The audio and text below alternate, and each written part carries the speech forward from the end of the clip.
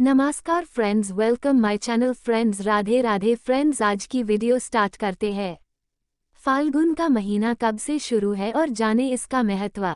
इस मास की शुरुआत कब से हो रही है और क्यों इसे माना जाता है विशेष। जाने फाल्गुन का धार्मिक और ज्योतिषीय महत्व। फाल्गुन माह के बारे में। फाल्गुन हिंदू पंचांग का 12वां और अंतिम माह होता है, जो माघ के बाद और चैत्र से पहले आता है। यह माह विशेष रूप से उल्लास, भक्ति और रंगों का प्रतीक माना जाता है।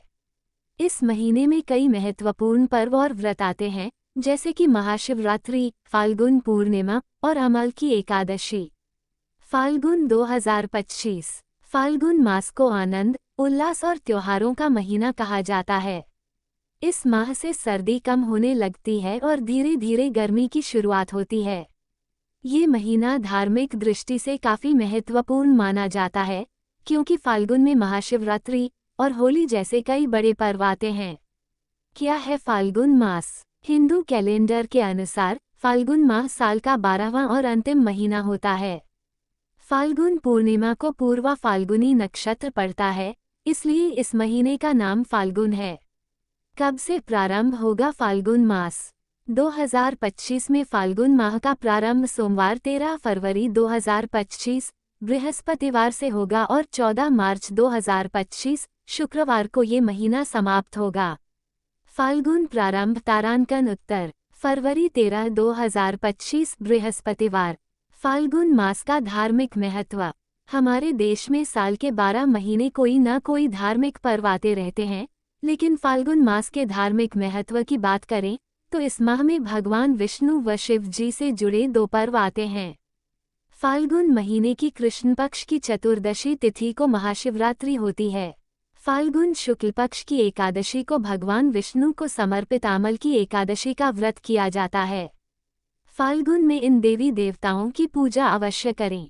वैसे तो हम हर दिन किसी देवी देवता की आराधना अवश्य करते हैं, लेकिन कुछ महीने ऐसे हैं जिनमें भगवान की आराधना करने पर वो भक्तों से अति प्रसन्न होते हैं और अपनी विशेष कृपा दृष्टि बनाए रखते हैं। फाल्गुन मास में श्री कृष्ण की पूजा करना बहुत ही शुभ फलदायी माना जाता है।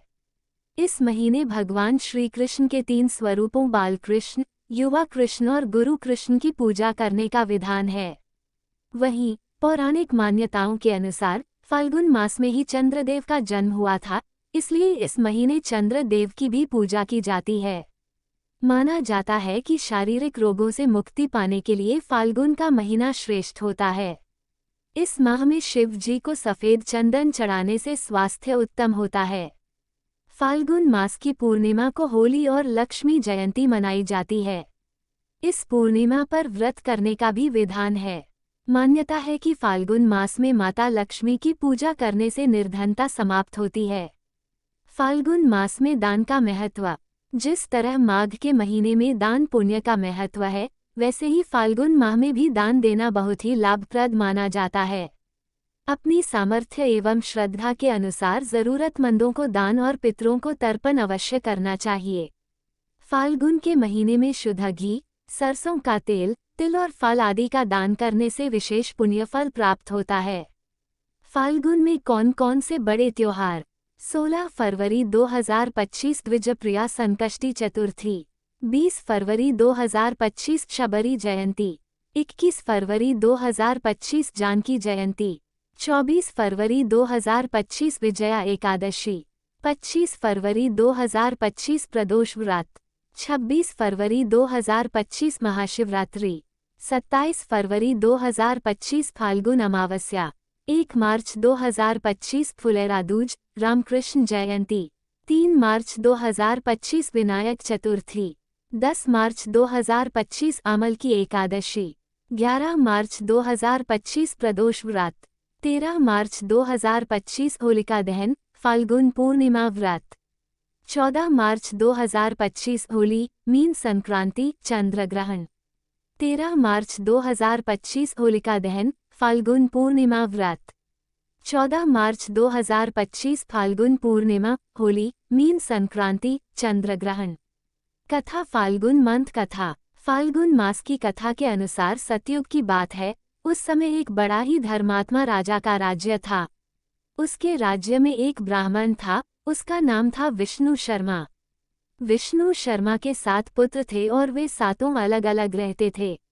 जब विष्णु शर्मा का वृद्धावस्था का समय आया तो उसने सब बहुओं से कहा, तुम सब गणेश का व्रत करो। स्वयं विष्णु शर्मा भी इस व्रत को किया करता था। अब बूढ़ा हो जाने पर वो ये दायित्व अपनी बहुओं को सौंपना चाहता था।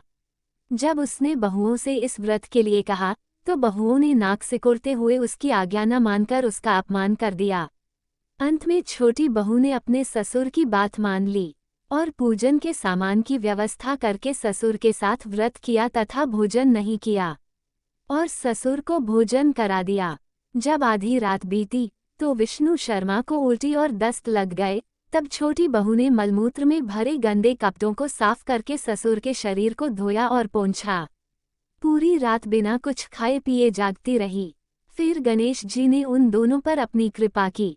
ससुर का स्वास्थ्य ठीक हो गया और छोटी बहू का घर धन धान्य से पूर्ण हो गया। तत्पश्चात अन्य बहुओं को भी इस घटना से प्रेरणा मिली और उन्होंने भी श्री गणेश जी का व्रत किया। अतः फाल्गुन मास में जो भी व्यक्ति सच्चे मन से गणेश जी का व्रत करता है, भगवान गणेश उसकी सभी मनोकामनाएं पूरी करते हैं।